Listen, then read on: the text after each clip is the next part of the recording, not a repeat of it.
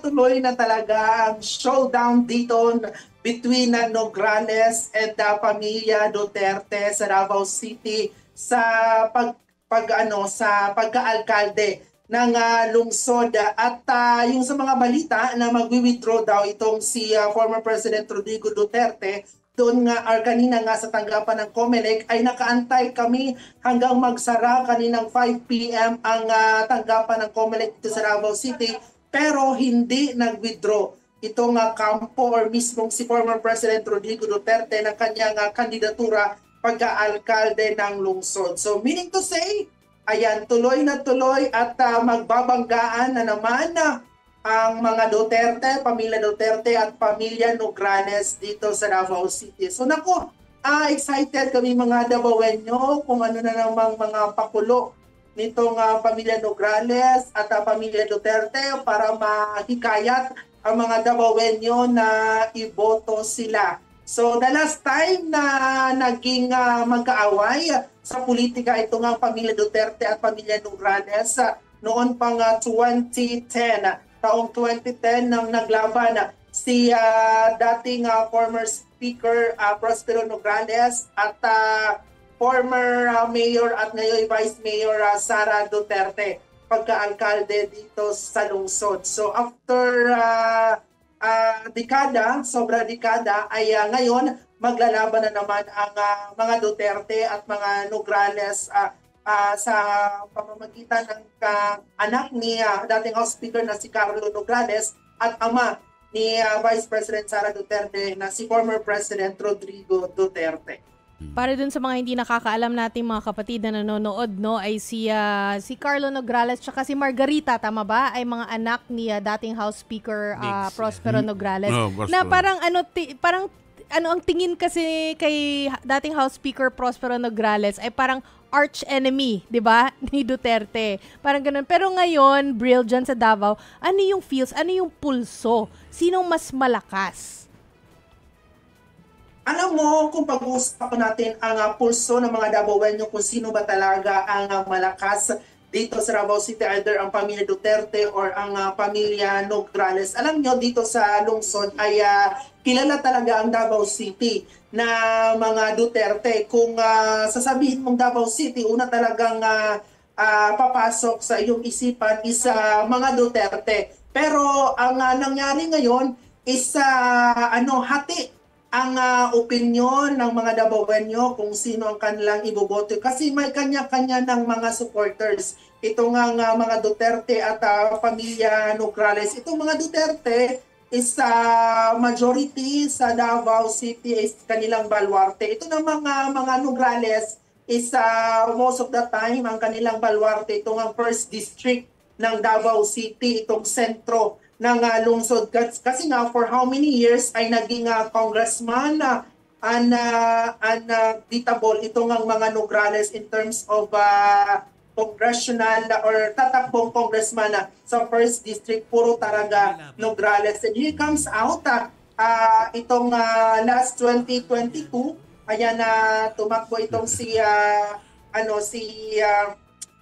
Congressman Paulo Duterte at may usapan ang pamilya Nograles at pamilya Duterte noon. Kaya nakapasok ang mga Duterte sa first district. So sabi ko kanina, for how many years, for long year, ang mga Nograles talaga ang baluarte nila dito sa Davao City, itong mga first district ng lungsod. At sa ngayon, kung maaalala nyo, marami ng mga naglipatan ng mga kaalyado ng mga Duterte na lumipat na sa Team Nograles. At isa na nga dito ang running mate nga ni Carlo Nograles na si First District Councilor Bernie Alag. Kaalyado to siya ng mga Duterte, miyembro siya ng hukbong ng taong lungsod na pinamumunuan ng mga Duterte. At ngayon nga ay kumalas na siya, lumipat sa Team Nograles at running mate na ngayon ni Attorney Carlo Nograles dito sa lungsod. Bril, alam mo may game changer dyan, Yung dalawang pamilya, yung Lopez at Garcia. Sa second district, yung Garcia, kayo ba kumakampi ngayon? Dahil alam ko, nagbongbong Marcos na itong pamilya Garcia. At si Roy Elias Lopez, ano bang Kanino ba kumakampi ngayon? Alam nyo, ito nga sa 2nd District is mga Garcia talaga ito, baluarte ng pamilya Garcia. And ngayon, ang mga Garcia, tama nga kayo dyan, parang lumipat na sila sa administrasyon ngayon ni Pangulong Bongbong Marcos. At isa na nga dyan, ito nga kanilang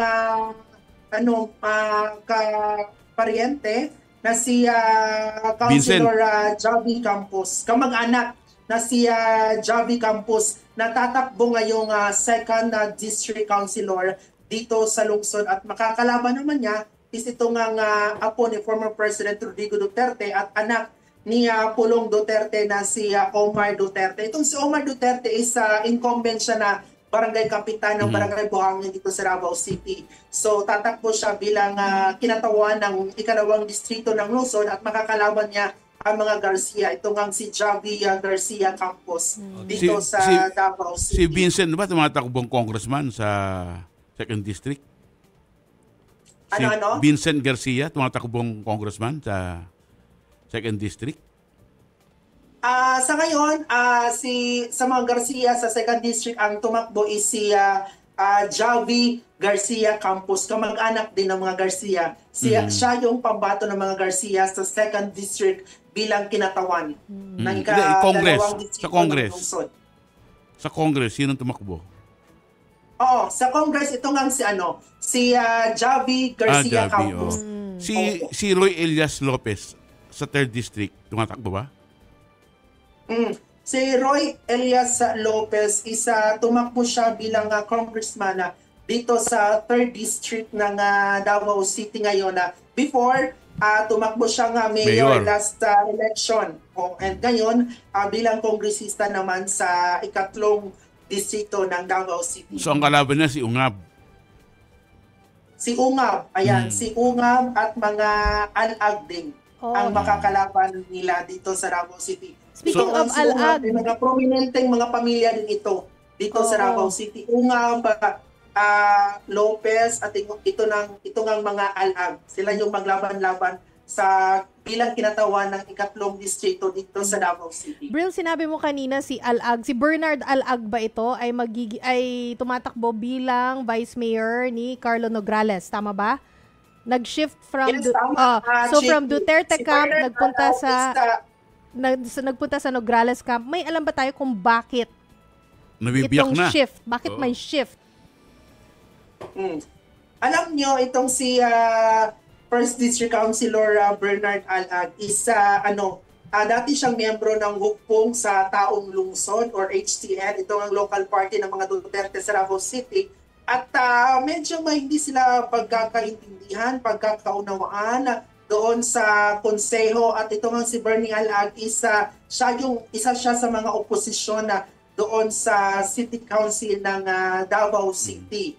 So, hindi natin masyadong ma-recall kung ano ba talaga ang tunay na hidwaan ng mga Alag at Duterte, bakit lumipat sila sa Team Nograles. Pero ngayon, kilala itong kritiko ng mga Duterte, ang mga Alag, especially itong si Councilor Bernie Alag na running mate ni Carlo Nograles. So, Bril, ang ibig sabihin niyan, hindi na solid ang mga Duterte sa Davao dahil may mga lumilipat na sa kalaban nila. Tama kayo dyan, no? Makikita nga natin na medyo yung iba is yung term nga ni Congressman Pulong Duterte, trumaydor. Ayan, sa partido nila dito sa Davao City. Kasi hindi sila nagpaalam na lumipat na sila. Nakita na lang nila yung picture na sa social media na ayun, nag-picture na sila kasama yung mga ibang miyembro ng Partido Federal ng Pilipinas kasama si Ferdinand Bongbong Marcos Jr. Oo. So, hindi bale, siguro in-expect pa rin natin na manalo si Pangulong Duterte, pero siguro hindi na tulad ng dati na landslide talaga ang kanyang victory dyan sa Davao dahil medyo marami na siyang kalaban, no? Tama ka dyan, no? So, mahigpit talaga or grabe talaga ang kompetisyon dito sa congressman dito sa 1st District ng Davao City kasi ang baluarte ng 1st District is mga Nograles at ngayon babalik ang mga Nograles sa 1st District at itong makakalaban nga nila mga Duterte na baluarte din ang Davao City. So napaka-exciting talaga kami mga taga Davao. Excited na kami kung ano ang magiging resulta ng 2025 midterm election dito sa lungsod. Pulong versus Margarita si Pulong may yun may talo si Pulong. Ano? May talo si Pulong kay Migs. Oo nga. Parang medyo gano'n na nga ang nangyari. Masaya ang Davao. Masaya talaga ang Davao ngayon na kahapon napakasaya ng COMELEC pagdating ni former President Rodrigo Duterte at Mayor Baste Duterte nung nag-hide sila ng COC mula sa labas ng COMELEC. May mga supporters hanggang sa loob ng COMELEC at ganoon din kanina sa nangyari sa pag-file ng mga Nograles. May kanya-kanya din silang mga dalang mga supporters at sinisigaw ng mga supporter ng mga Nograles is pagbabago.